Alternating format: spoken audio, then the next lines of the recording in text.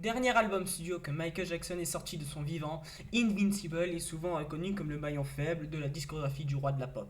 Chapeauté par un Michael contraint par sa maison de disques alors qu'il aurait préféré de s'occuper de ses enfants, l'album n'est que le résultat d'une production lente, coûteuse, gangrenée par les tensions croissantes entre l'artiste et son label.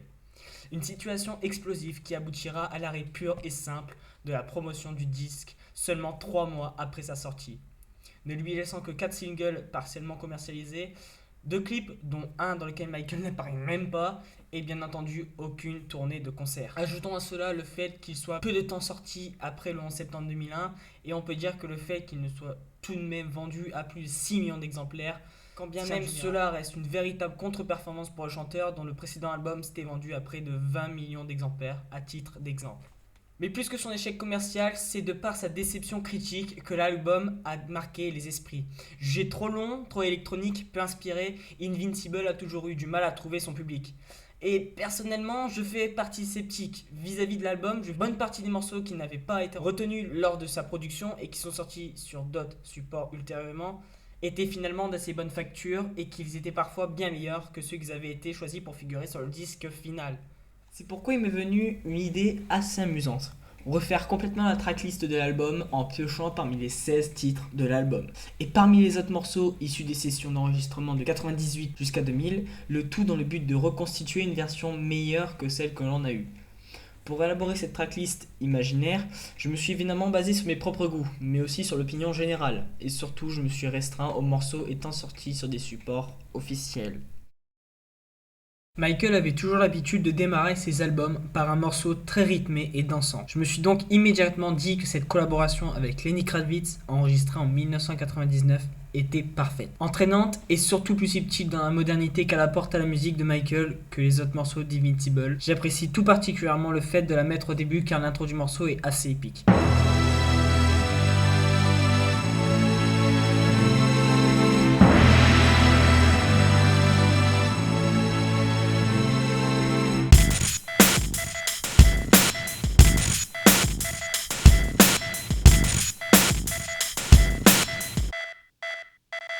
Mais le mix qui a été fait pour l'album Michael est clairement meilleur que la démo de base. Tout simplement car il ne s'agit finalement d'une version aboutie du morceau.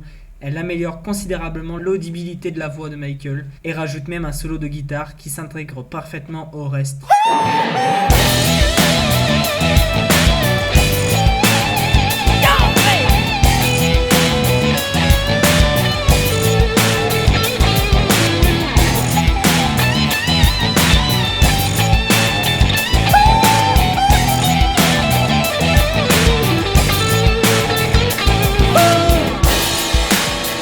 C'est pourquoi c'est cette version que je mettrai sur l'album, comme quoi ce titre demeure vraiment le seul et unique intérêt de l'album Michael.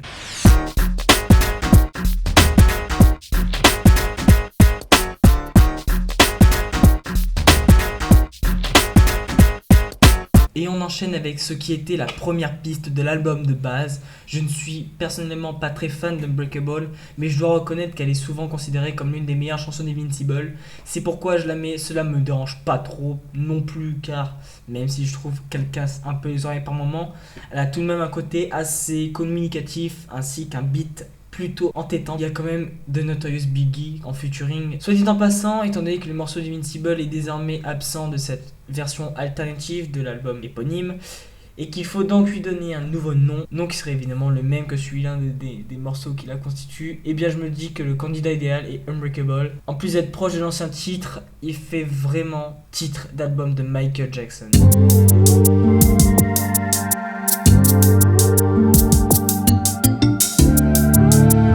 Chicago Original Version. Certains pourraient être étonnés par ce choix. Pour autant, même si je ne considère pas Chicago comme une pièce majeure de la discographie de Michael. Je trouve qu'il s'agit d'une musique assez intéressante, enregistrée en 1999. Elle est très calme, douce. Elle constitue une interlude apaisante après les 2 morceaux précédents. La meilleure façon que j'aurais de la conseiller serait de dire qu'il s'agit d'une musique parfaite à écouter seule.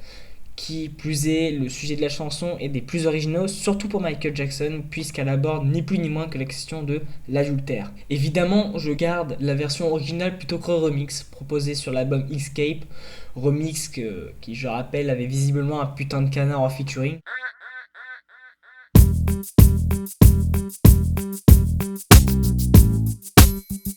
l'instar d'Unbreakable, je nommais ce morceau par rapport à mes goûts personnels. Premier single diffusé ayant le seul clip dans lequel Michael figure, et un des seuls morceaux de l'album que ce dernier est interprété sur scène. Tant de raisons qui expliquent pourquoi You Rock My World a une place si particulière par rapport à Invincible.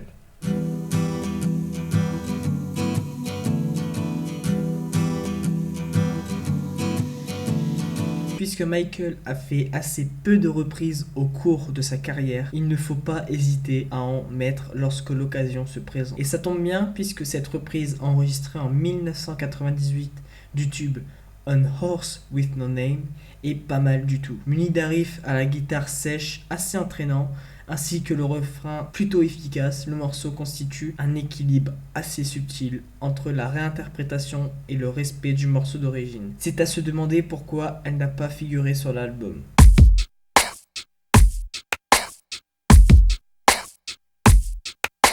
On parlait peu avant de chansons dont le fait qu'elle n'avait pas été choisie pour figurer sur l'album final était incompréhensible. Enregistré entre 1999 et 2000 en collaboration avec Carol Bayer-Sager, ce titre s'inscrit dans la lignée contestatrice d'un They Don't Care About Us, les paroles évoquant entre autres les violences policières et la guerre en Irak. Mais c'est aussi musicalement que le morceau impressionne puisque We Had Enough est composé d'un incroyable crescendo dont la dernière partie secoue l'auditeur comme jamais.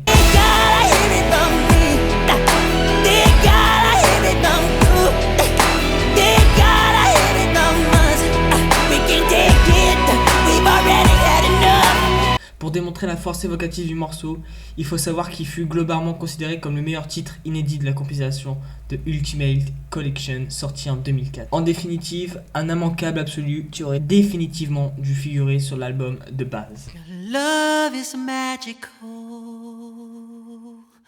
that's how I feel, but I have not the words here to explain.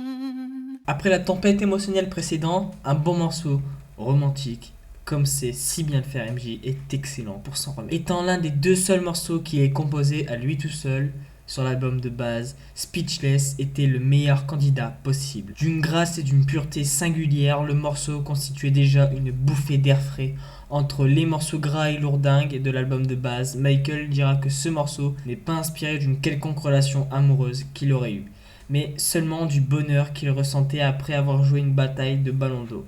Encore une fois, dès que ça devient personnel pour MJ, les morceaux d'Invincible sont de tout de suite plus attrayants.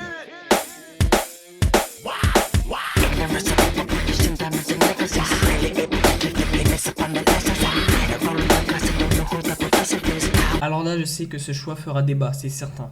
Mais je pense sincèrement que Shout constitue un ajout intéressant pour l'album. D'ailleurs, il a bien failli y figurer avant d'être remplacé au dernier moment par You Are My Life, que vous ne retrouverez pas ici malheureusement. Shout est sans aucun doute le morceau le plus étrange de toute la carrière de Michael, tant il joue avec son style habituel, mais ce n'est pas comme 2000 Watt. Par exemple, ici on aperçoit encore la touche du roi de la pop. Alors certes, les couplets quasiment rappés et incompréhensibles ne plairont pas à tout le monde, mais le refrain et le bridge sont tellement vibrants que j'apprécie tout de même le morceau.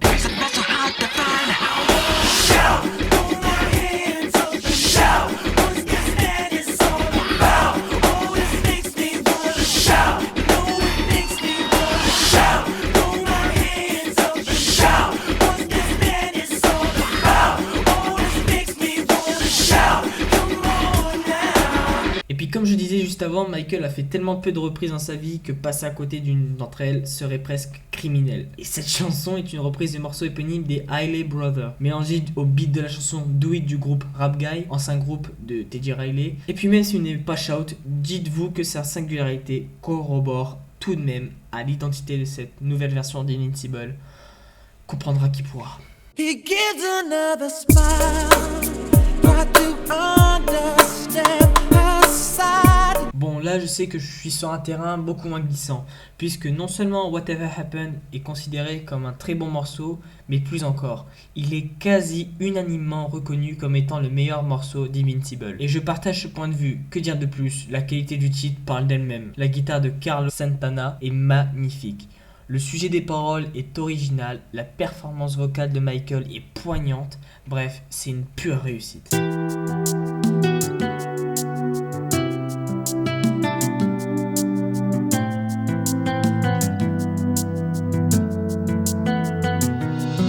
atteint ici ce que je considère comme étant le meilleur morceau de cette nouvelle version d'Invincible. Composé par Walter Afanasieff et Robin Thicke, en 1999, Fall Again ne dépassa pas le stade de démo à l'époque. Pour autant, cette même démo que l'on retrouvera sur la compilation de Ultimate Collection est extrêmement aboutie. À tel point, lorsque Glenn Lewis l'a reprise pour la bande originale du film Coup de foudre à Manhattan, il ne s'éloigna finalement qu'assez peu de la composition d'origine. Je pense sincèrement que la seule raison pour laquelle elle est encore considérée comme démo est le fait que le bridge n'est clairement pas terminé. Michael chantant vraiment dans sa barbe pour cette partie de la chanson. Mais tout ceci ne gâche en rien la prouesse indéniable du morceau dont l'instru demeure magnifique et dont le vibrato de la voix de Michael n'a jamais été aussi savoureux. Une pièce de choix qui aurait vraiment dû être terminée pour l'album de mon point de vue personnel.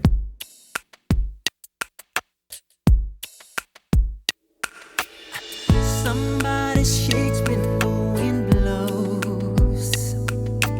Je sais que ce morceau ne fait pas l'unanimité auprès des fans, mais je ne pouvais décidément pas omettre Rai dans l'élaboration de cette nouvelle version d'Invincible. Tout simplement car je le considère comme l'un des meilleurs morceaux de l'album de base. Je ne comprends pas pourquoi ce titre, composé par R. Kelly, fait autant débat tant je trouve qu'il s'inscrit parfaitement dans la discographie de Michael, suivant la logique de ses chansons humanitaires que sont We Are The World, Man in the Mirror, Hear The World, Earth Song et bien sûr What More Can I Give. Cry s'impose également comme une vraie montée en puissance musicale dont l'apothéose est vibrante comme jamais. Même le clip est sympa. Alors oui, Michael n'y figure pas en signe de protestation contre Sony Music, mais je rappelle qu'il n'apparaissait pas non plus dans les clips de Man in the Mirror, Hear the World, deux autres titres humanitaires de la star, donc finalement ce n'est pas si étonnant. Si je devais lui reprocher quelque chose, je dirais que les paroles sont parfois un peu bizarres, mais ça ne gâche pas le plaisir de la chanson.